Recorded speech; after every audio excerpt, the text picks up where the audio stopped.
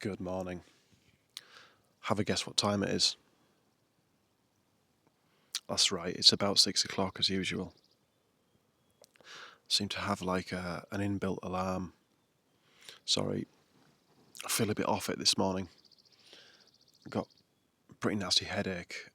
Amelia's just shouted over from the tent saying that one of her friends said that we should treat the water we got from the creek last night with tablets because people have been getting sick from it. I don't feel sick. I've just got like a pretty bad headache and I've had it most of the night. I'm not drunk that much of the water, but we didn't get it from the creek. We got it from like a little like springy waterfall type thing. So don't know if there's any relation there or not. Last night didn't sleep all that well either, to be honest with you. If you're not used to hearing coyotes howling and you're in the middle of nowhere and you kind of wake up from a semi-sleep and you hear coyotes howling quite close by, it kind of freaks you out a little bit. Or it did with me last night anyway. At one point there was also a random donkey somewhere braying. Something quite big moving around in the trees or the bushes behind me that I could hear. I think that was maybe it. That was maybe most of the stuff that kept me awake. Not bad. I'll show you the view this morning though, it's quite nice.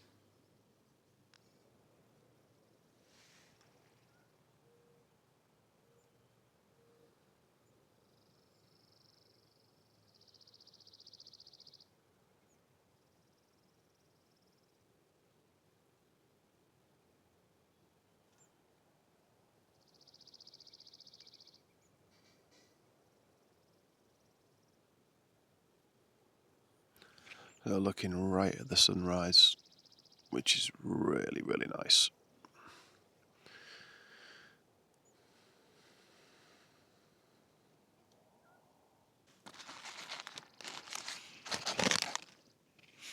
I'm just having one of my last bars.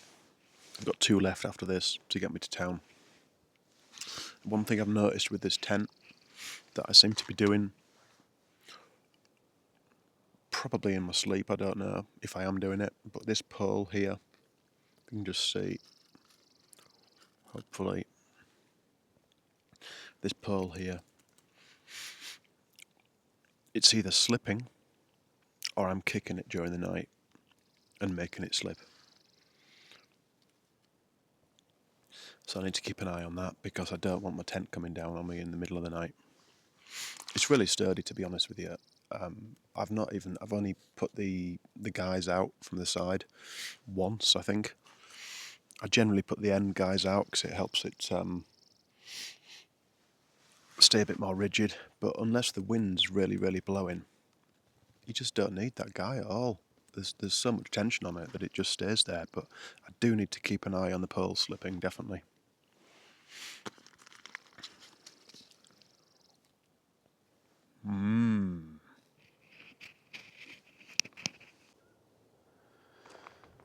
So this is the campsite we had last night. Look, the trail is literally like right here. There's one lady over there in a little, looks like a lanshan maybe. I set up right there because there was a nice flat spot there that had been used already. And then there is Centipede. 2 things I'm going to tell you, you probably know already, but if you're thinking of doing something like this, 1, be prepared to get stinky because I absolutely reek at the moment. It's not nice. I feel sorry for the person that's going to give us a ride into town because it's not pretty at the moment. No amount of deodorant is going to help me right now. The second thing, just as I've been packing up this morning, everything, and I mean literally everything, is covered in whatever you want to call it, dirt, dust, sand. it's just everywhere, like sleeping bag, tent floor, shoes, even like when you bang your shoes together, dust just flies off it. The gaiters on your ankles. You can see it down here on the trekking pole handle, all along the bottom of the tent. It's everywhere inside the tent. You get the picture. Dust gets everywhere. So if you are little like me and like things to be clean and tidy, be prepared to be out of your comfort zone. Because it's not going to happen. Even like your legs, if you're walking in shorts, your legs are just going to get absolutely blathered in dust and grime and dirt. Basically, you have to embrace the dirt. And I think after a couple of days doing something like this, you'll probably realise that there's no way you're going to keep yourself clean without a constant supply of wet wipes or showers. And I've just found, when I went to go to the bathroom, I've just found what may have made the noises in the bush last night, or traces of it. There's a rather large pile of dung. Looked like, I don't know, a large animal. Definitely not a deer, but a large animal. And it looks like it may come here quite frequently as well, because there was quite a few piles of older dung around it. So that was probably our little visitor last night. Maybe, well, basically where this little clump of bushes is, just beyond that. So quite close to the tents, but not that close. I might take a picture of the dung and try and find out what it is. And if you want to have a go at me for being weird, that's absolutely fine, but I want to know what it was. So it's just before 7:30 and we've just left camp. Nice morning, again. Quite a few in a row now. Looks like we're looking over towards Big Bear in that direction, I think. Real nice sky as well. And you'll be pleased to know the mystery of the poop has been solved already. Not really a ferocious animal we need to be worried about. It was donkey. Or donkeys. We just heard them all braying in this sort of area. So pretty sure that's what it was, and it kind of makes sense, the size of it now. So there you go. I did find a really, really strange looking spider underneath my tent when I was packing it up. I just said to Centipede, I don't like stuff that I don't know what it is. And I've not seen one of these before. If I can, I'll try and dig out a picture of it and put it in the video. That'll test my editing skills to the max, will that? But if I do put the picture in, and if anyone knows what it is, please do educate me as to whether I was lucky to have a near miss, or whether it's just me being a big Jessie. I'm not a big fan of spiders anyway, I'll be honest with you. I mean, I can tolerate them, but I don't like the thought of a spider like that inside my tent. It looked kind of, to me, like a half cross between a scorpion and a spider. Maybe I'll try and Google the picture. These are the little things that play on your mind when you've got nothing else to think about. Was the spider going to eat me in the night? Anyway, we must be down to about 6.7 miles to town now. Counting every step. No coffee this morning. First morning without coffee. Kind of doing all right, just twitching a little bit. I'm sure I'll make up for it when we get to town. They're from Seattle.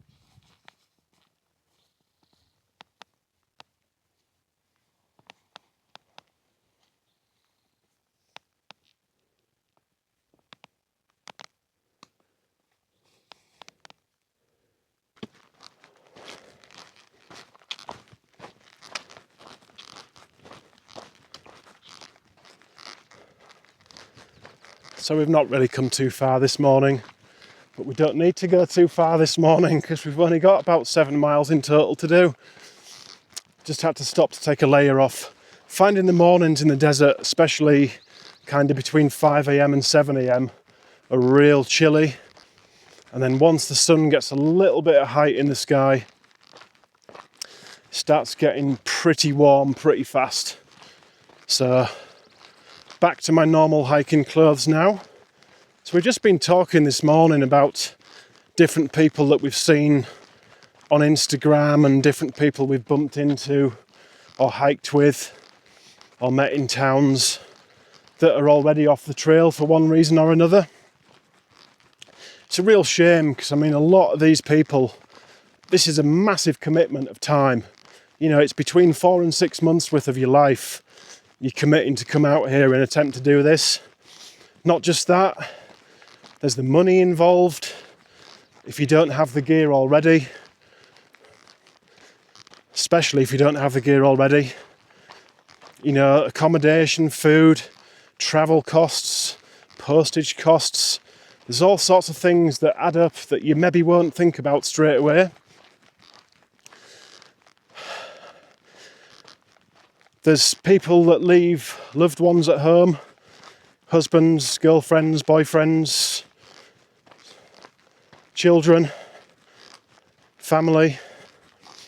It can be difficult being out here without them. So I guess what I'm trying to say is, if you are thinking you want to do something like this, that's absolutely brilliant. Best of luck to you. I hope you do come out here, whether it be this one, the AT, the CDT, a shorter hike. Do it. Totally recommend it, but be fully aware of what's involved.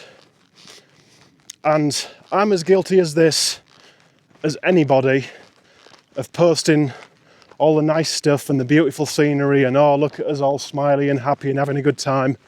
And the reality is that it isn't like that all the time. It really isn't. You will have days where you can't feel your hands.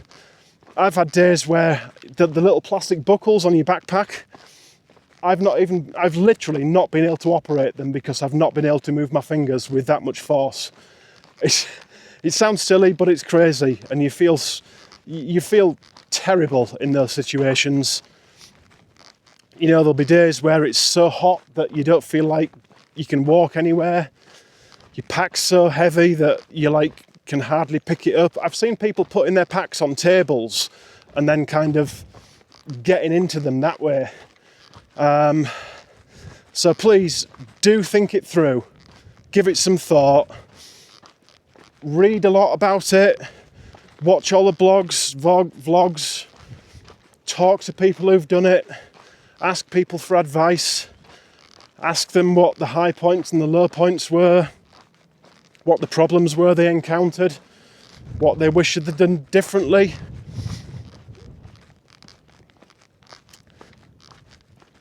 If you prepare, physically and mentally, I would say, then you've got the best shot of being successful. I didn't do a great deal or any physical preparation for this, mainly because my job as a postman, I walk between 60 and 100 miles a week anyway. So I counted that as my training. I did do a little bit over the Christmas period. I did a bit of hiking with a weighted backpack. Nothing like the weights I'm carrying on this trail, but it definitely helped me get a bit of weight off my body, and just get used to walking with a pack on my back. I think that's something that people underestimate. They go out for a walk and I've walked 10 miles, but walking 10 miles with a day pack is night and day when compared to walking 10 miles with a big backpack like this. So, if you want to give yourself the best chance, prepare. That's my advice for the day. Very basic advice, but nonetheless, it's the best I can think of at the moment.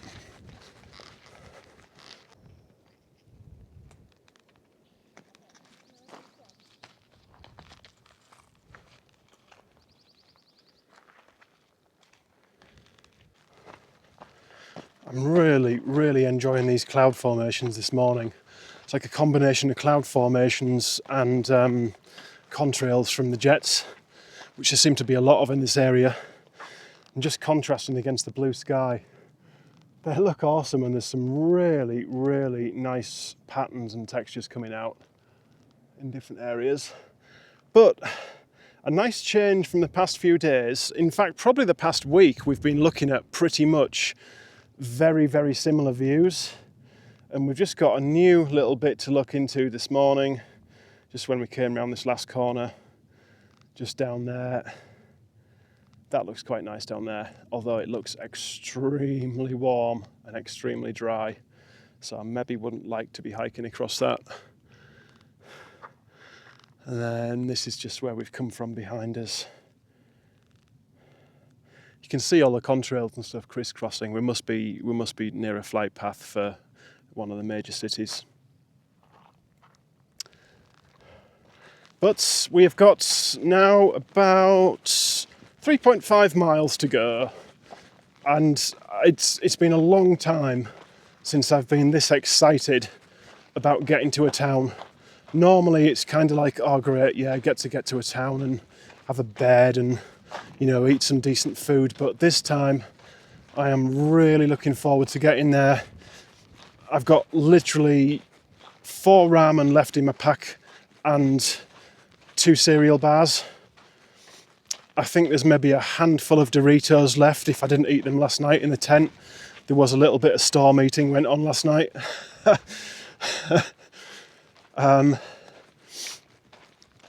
So yeah, a day off.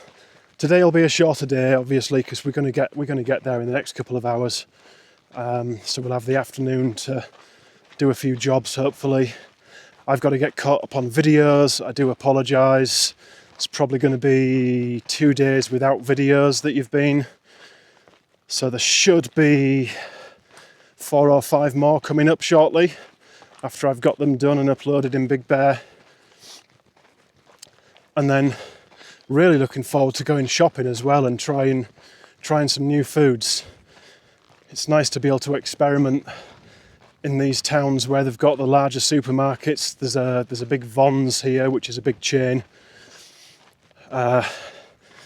Be nice to see if I can find, I'm thinking maybe peanut butter, possibly avocados. I don't know. I think it'll just be a case of whatever takes my fancy when I'm in the shop. Oh, and probably a pint of ice cream as well, because that's something I've really been wanting.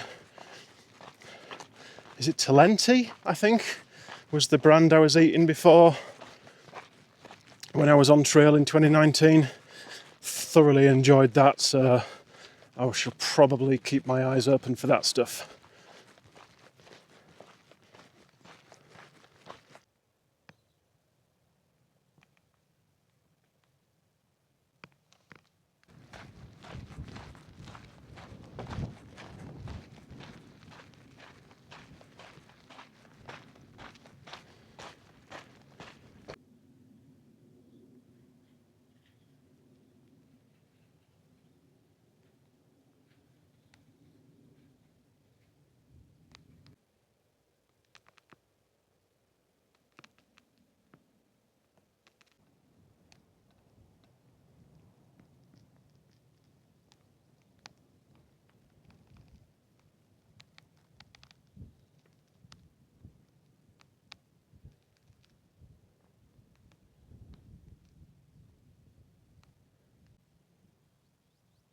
We've got less than 3 miles to do now, I believe, or around about the 3 mile mark. Just stopped here for a quick break and a bite to eat. Admire this absolutely stunning view. I'm slightly zoomed in with the camera. Try and give you a sense of the scale. It really is. You can't comprehend the spaces. I can't anyway. I find it really difficult. I mean, how far out am I looking there? 40, 50 miles maybe more. Can see right onto the horizon some mountains in the very faint distance. Anyway, important breaking news. A few of you have been asking in the comments if I've got a trail name, and it's finally happened by the sounds of things. Mile 263 this morning. Amelia asked me where I'd been because I was lagging behind, and I said I was filming some footage, and we got talking about footage and stuff, and I said they call it B-roll, and she turned round and basically said that should be a trail name. So it sounds like I am now B-roll, which I don't mind, to be honest. I quite like it. There were a few floating round. That one is possibly the best of the bunch. So B-roll it is. Let me know what you think of that in the comments.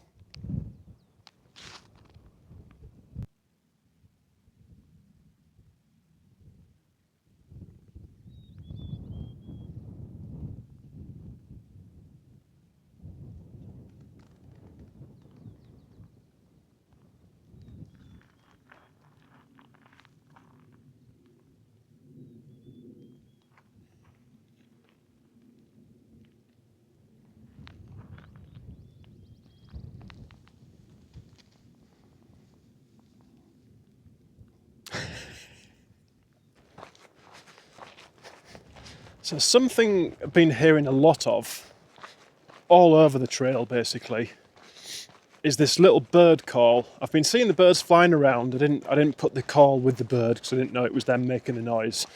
It's a little bird, and to me it just looks like a sparrow in the UK, that sort of size.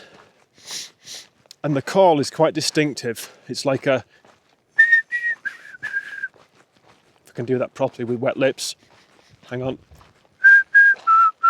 like that sort of thing. Anyway, Centipede's got an app on a phone that you can record the call when the bird makes it, and it just identifies the bird for you. So now I know that that little bird is a mountain chickadee, which I think is quite a cool name. I have to see if we can do that with the spider that I found underneath my tent this morning. See if there's an app for that. There must be. There's an app for everything else these days. So just in the far distance, this stretch of like yellowy sand here that you can see, or lighter colour, that's the highway. That's where we're headed. Get to town in time for, I'm going to call it brunch and then lunch, because I think that's probably what's going to happen. Ah.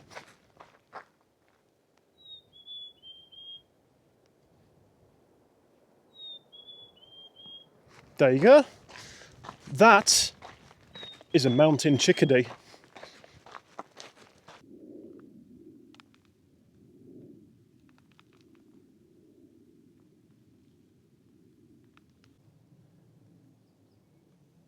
Well, here's another milestone that we forgot about. Amelia remembered it and said she was going to make a sign in the dirt, but somebody had beaten us to it. This is officially 10% of the trail. 265.3 miles. So that's quite exciting.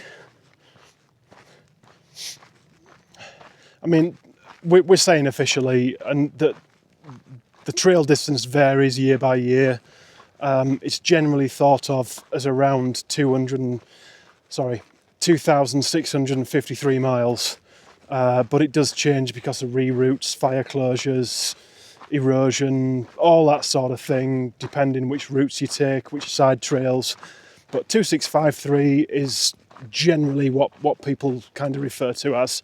So that back there, that 10% marker, was at mile 265.3.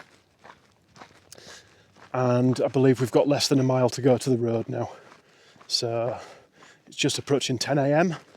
So our plans worked pretty well for a change.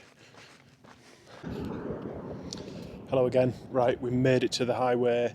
We're now waiting for Pink Panther to come down. She's about a mile and a half behind us, so we can all hitch in together. We have just found some trail magic right next to the road. Don't judge me. Obviously, if you've been watching, you know I've not been drinking for 6 months. Just so you're aware, that is a Heineken Zero.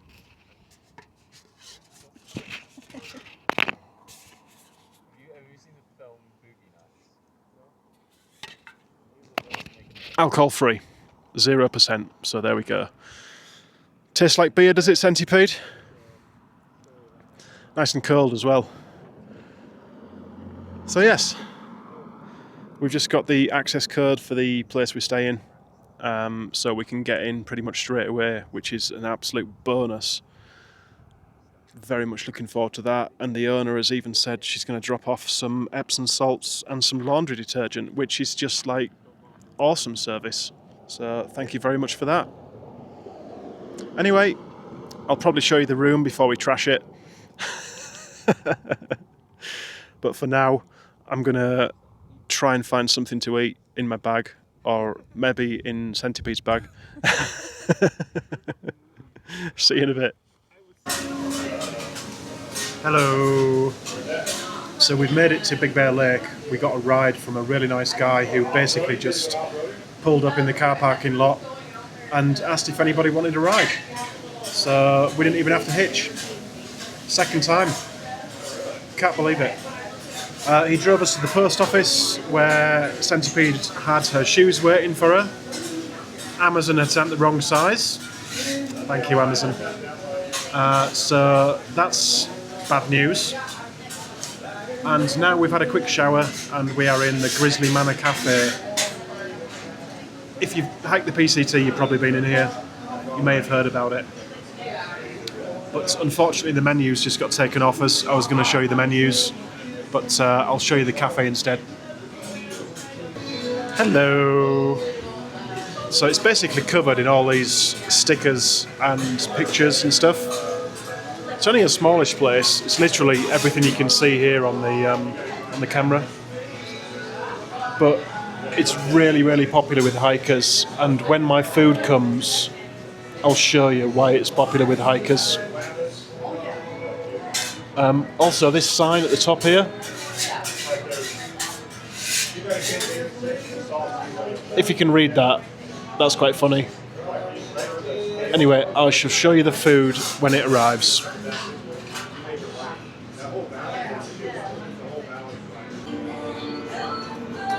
Right, so you got the Sissy Boy, is that right? Yep. Which is basically a giant... Can you just put your hand next to that pancake just to see how big it is? Yep, that's a pretty big pancake. And then sausage and eggs, is that? Yep. Yep. Then I got something called the Blob. Which, if you can see that, there's my hand. It's basically hash browns, eggs, bacon, cheese, and biscuits and gravy, and a side of banana. It was supposed to be fruit, like mixed fruit, but they only had banana, so we got that. So yeah, I've got to go now because I've got to eat this. Morning, everybody. This is day 19. Because we're having a day off today, I'm going to combine day 18 and 19 into one video, because there probably won't be a great deal of footage from today. So it's like a 2-in-1. It's just after 9 AM. This is kind of, what's it called? Big Bear Boulevard, I think? Something like that. It's kind of like the main drag in Big Bear Lake. Quite a few hotels and things like that up and down it. A few fast food joints and restaurants. And people honking.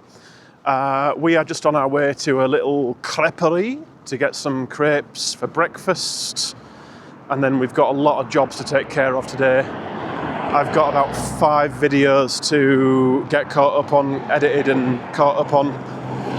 Got resupply to do, laundry to do, charging all the electrics up, all the usual town jobs.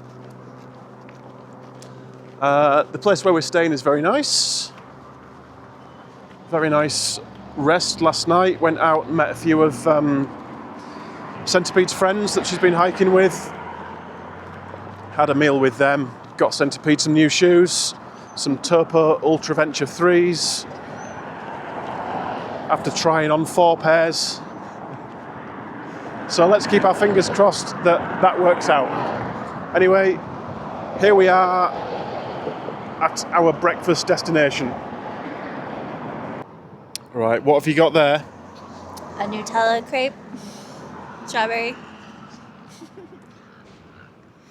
I went for the banana one, I think, with Nutella, and a black forest coffee, which is extremely delicious. Got a bit of cherry flavouring in there as well. That coffee that you see there was about twice as big because it had cream on top of it as well. Yeah. So, yeah, nice start to the morning. Right, we've just got back from a bit of a mission to Vons and what was it, CVS, the pharmacy store, to get some heel inserts for Centipede's new pair of shoes. This is the view from our room. I did say I would show you our room before we made it a mess. Unfortunately, that didn't happen, and it is now a mess. So, there's a little desk there. We've got a fake fire there with stuff drying. Coffee machine. That's my resupply, which I'll go through with you in a second. And then all this is basically Centipede stuff. Isn't that right? Apart from the stuff you see just behind her shoulder there. That's all my stuff. And then we've got like a little kitchenette through there and the bathroom. But this is going to be like maybe 6-7 days maximum resupply. So I've replaced my water bottles because they were becoming musical. When I walked, they were making funny noises, so they weren't sealing properly. I have got some sweetened dried mango, or dried sweetened mango. I actually quite liked the last stuff, and I've missed it a little bit, so I've got some more. I also found some dried cherries, which I was very pleased about, really enjoyed them.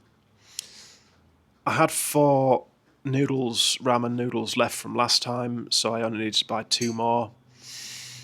Somebody recommended I try the pizza flavoured goldfish, so I have done exactly that. Also found some snack packs of olives, which I'm very happy about. They're pimento stuffed Spanish olives.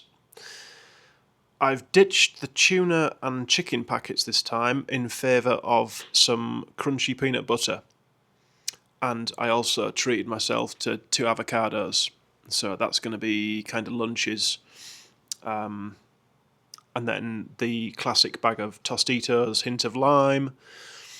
They get crushed up and go in with the wraps with either avocado or peanut butter. There's the wraps.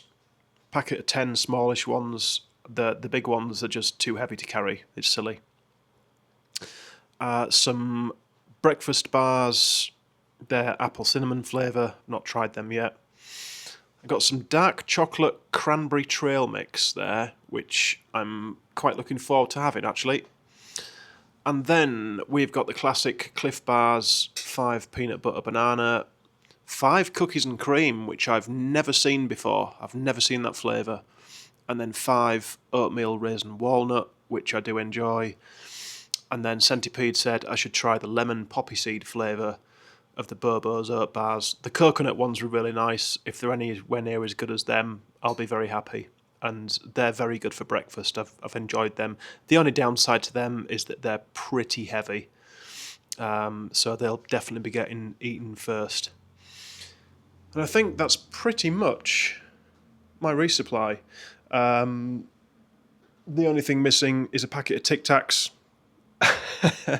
which I seem to be carrying everywhere with me at the moment. It's just nice to have a little bit of flavour every now and then when you're hiking along. A lot of people have like Sour Patch Kids and all sorts of sweets and stuff, but I've been enjoying the Tic Tacs, the fruity Tic Tacs. So yeah, just got to make sure all that fits in my bag now, which might be a little bit of a challenge. Anyway, as you can see, we've got quite a lot of mess to clear up before we leave tomorrow. and not much time to do it in. So we're going to get on with that, and probably the next time you hear from us will be day 19, I think, if I'm right. Anyway, tomorrow we shall be heading towards Wrightwood.